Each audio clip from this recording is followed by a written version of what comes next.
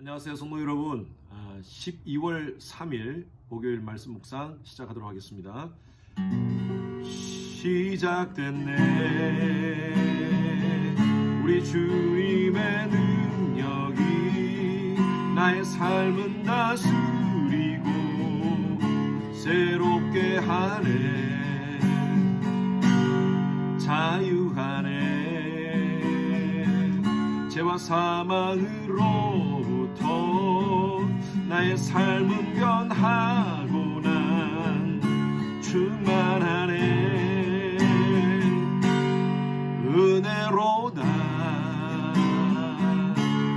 주의 은혜 한량없는 주의 은혜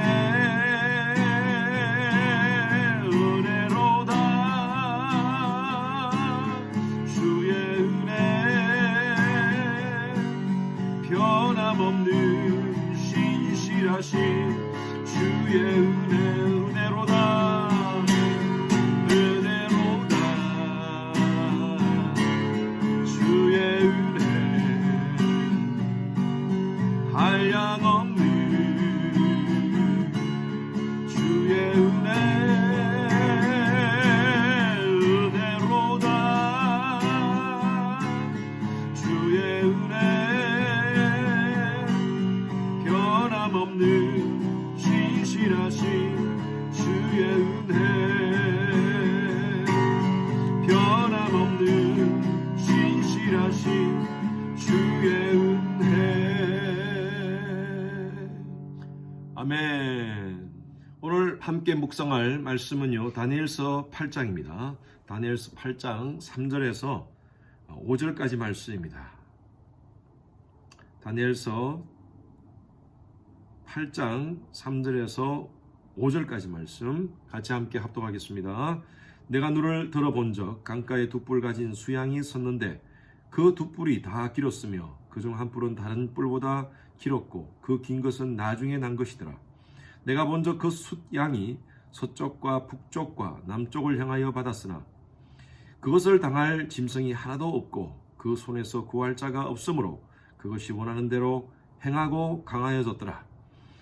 내가 생각할 때에 한 숫 염소가 서쪽에서부터 와서 온 지면에 두루 다니되 땅에 닿지 아니하였으며 그 염소의 두 눈 사이에는 현저한 뿔이 있더라. 여러분, 이 다니엘서는요, 구약의 이 다니엘서는 신약의 요한계시록과 같습니다. 이것은 예언서고요. 그리고 앞일에 대한 이 다니엘이 약 BC 600년 사람이거든요. BC 605년에 다니엘이 10대에 포로로 바벨론에 끌려가서 BC 530년 경까지 그 당시에 바벨론과 또 메데, 바사, 왕 4명을 섬겼던 그런 사람이었습니다. 아주 뛰어난 지혜자였고요. 하나님을 경외하는 사람이었습니다. 우리 계속 말씀을 통하여서 이 다니엘의 하나님을 향한 그 믿음을 우리는 계속 묵상하고 있습니다. 하나님께서 특별한 계시를 주셔서 이 예언서를 기록하게 됩니다. 성경은 3가지 언어로 기록되어 있습니다. 히브리어와 아람어와 그리고 헬라어입니다. 유대인들, 히브리인들이 사용한 언어는 당연히 히브리 말이겠죠. 히브리어고요. 그 당시에 많은 사람들, 유대인들 외에 다른 많은 나라의 사람들이 사용했던 말들이 주로 아람어였습니다. 그래서 히브리어, 아람어로 구약이 기록되어 있고요. 그리고 신약으로 넘어와서 그 당시에 가장 보편적인 언어가 헬라어였습니다. 그래서 신약은 헬라어로 기록되어 있습니다. 자, 그런데 다니엘서는 2가지 언어로 기록이 되어 있는데요. 1장 1절부터 2장 4절까지는 히브리어로 기록되어 있고, 그리고 2장 5절부터 저희들이 오늘 묵상한 말씀 앞부분 7장 28절까지는 아람어로 기록되어 있습니다. 그리고 8장으로 다시 넘어와서 이 8장부터는요 다시 히브리어로 기록되어 있습니다. 히브리어, 아람어, 히브리어, 다니엘이 이 2가지 언어를 병행하면서 기록한 이유가 있습니다. 히브리어로 기록한 목적은 그 당시에 유대인들에게 주시는 메시지, 그 메시지를 기록한 것이고요. 아람어로 기록한 것은 보편적인 그 당시에 많은 사람들, 유대인들을 포함한 그 외의 다른 사람들, 보편적인 사람들에게 주어지는 메시지입니다. 그리고 다시 8장으로 돌아와서 8장을 히브리어로 기록한 것은 유대인들에게 주시는 메시지입니다. 우리가 일반적으로 우리가 미국에서도 마찬가지입니다. 영어로 우리가 많이 통용하고 있지만 그러나 특별히 한국 사람들에게 꼭 알려질 메시지가 있다면 그것은 한글로 쓰여집니다. 아마 그런 의도에서 다니엘이 유대인들에게 직접적인 연관이 되는 그런 메시지, 그것은 바로 히브리어로 기록되어 있습니다. 자, 8장부터는요. 제가 히브리어로 기록되어 있다고 말씀을 드렸죠.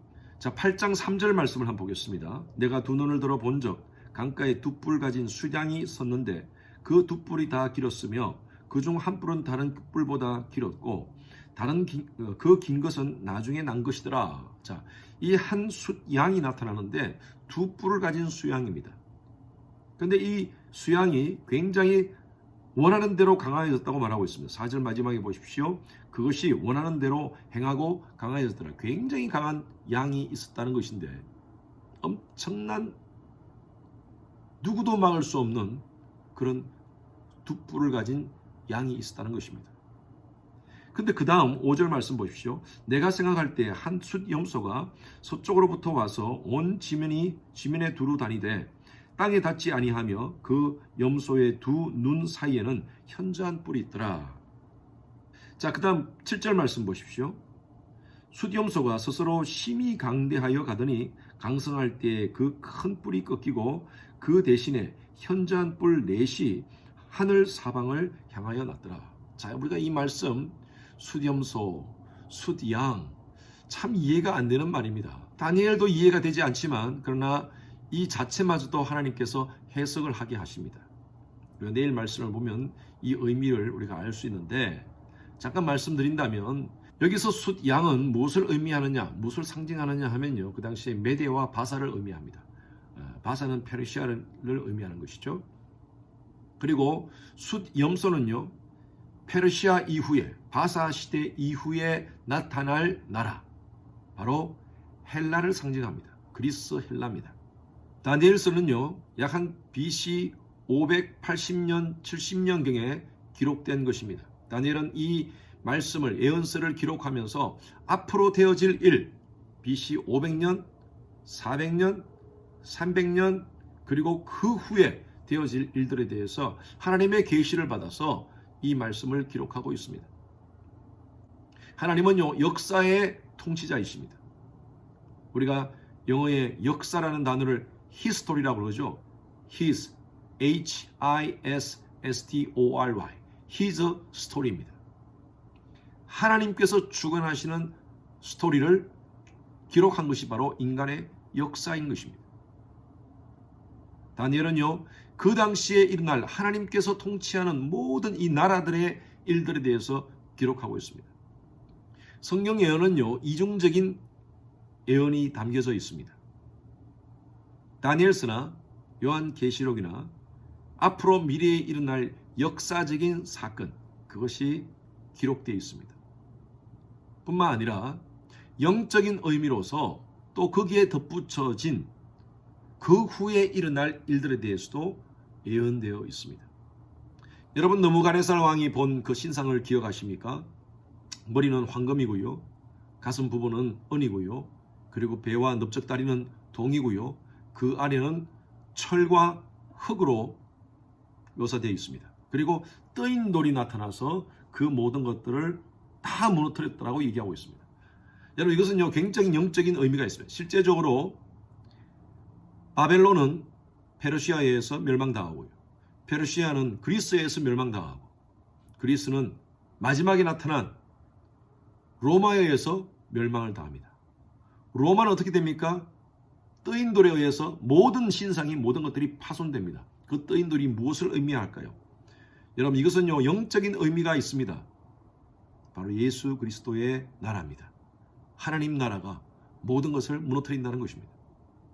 역사적으로 바벨론은 페르시아에 의해서 멸망당하고 페르시아는 헬라에 의해서 멸망당하고 헬라는 로마에 의해서 멸망당했는데 그러나 이 모든 역사는 계속 이어져서 언젠가는 뜨인 돌에 의해서 모든 나라들이 멸망당한다는 것입니다.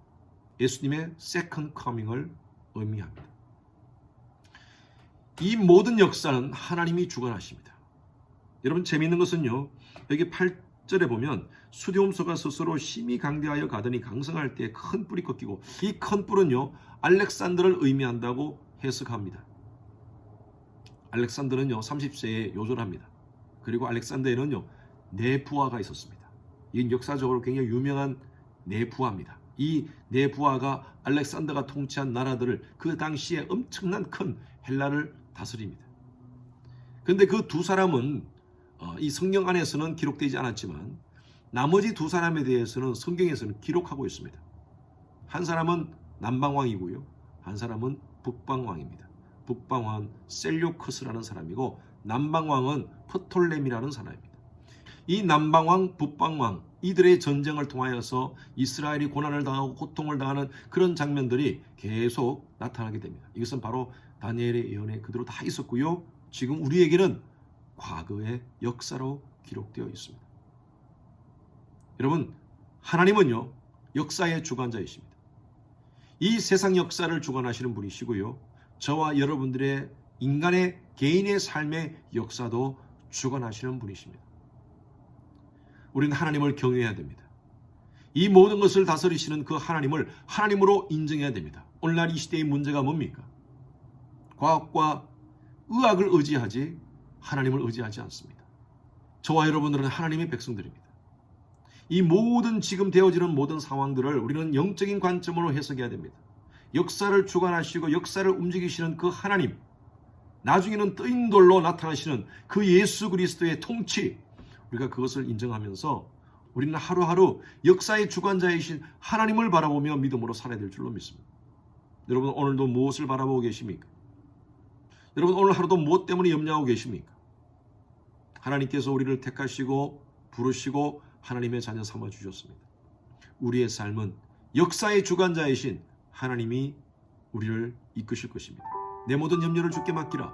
내가 너를 권고하리라 하신 말씀대로 우리의 히스토리를 이끌어 가시는 그 하나님을 인정하시고 우리의 과거와 현재와 미래의 모든 것들을 감찰하시는 하나님을 바라보고 믿음으로 승리하시는 여러분들의 삶이 되시기를 바랍니다. 두려워하지 마십시오. 무엇 때문에 염려하십니까? 무엇 때문에 걱정하십니까? 기도합시다. 역사의 주관자이신, 우리의 삶의 주관자이신 하나님이 내가 세상 끝날까지 너희와 항상 함께 있으리라 약속해 주셨습니다. 그 역사의 주관자를 믿고 바라보고 모든 문제를 주님께 맡기고 나아가는 여러분 되시기를 주님의 이름으로 축원합니다. 주님 감사합니다. 역사의 주관자이신 하나님 앞에 과거와 현재와 미래의 모든 것들을 맡깁니다. 주님, 인간의 역사를 통치하시고 다스리셨던 하나님, 우리의 역사, 우리의 삶의 걸음걸음도 하나님께서 이끄시는 줄로 믿습니다. 우리 성도님들 가정에 여러 가지 많은 염려와 걱정의 문제들 주님께 올려놓고 기도할 때 주시는 하나님의 놀라우신 은혜를 체험하는 우리 성도님들 되게 하여 주시옵소서. 오늘도 믿음으로 모든 것들을 돌파하는 그런 담대함을 허락하여 주시옵소서. 감사드리며 살아계신 예수 그리스도 이름으로 기도했습니다. 목요일 기도 제목입니다. 미국과 한국의 위정자들과 리더십이 하나님을 경외하고 지혜와 분별력으로 나라를 잘 이끌어갈 수 있도록 하나님께서 함께 해달라고 기도해 주시고요. 나라가 미국도 마찬가지고 한국도 마찬가지입니다. 보수와 진보 간의 진영 갈등으로 여러 가지 많은 혼란 가운데 있습니다. 하나님께서 불쌍히 보시고 평강을 달라고, 평화를 달라고 여러분 기도합시다. 코로나 바이러스로 인해서 우리 성도님들의 신앙이 위축되지 않도록 우리 성도님들이 오히려 이런 상황 속에서 더 믿음에 견고하게 설 수 있도록 여러분 기도해 주시기 바랍니다. 우리 윤성철 선교사님, 김영수 간사님, 또 김영섭 선교사님을 위해서 중보하며 기도하시겠습니다.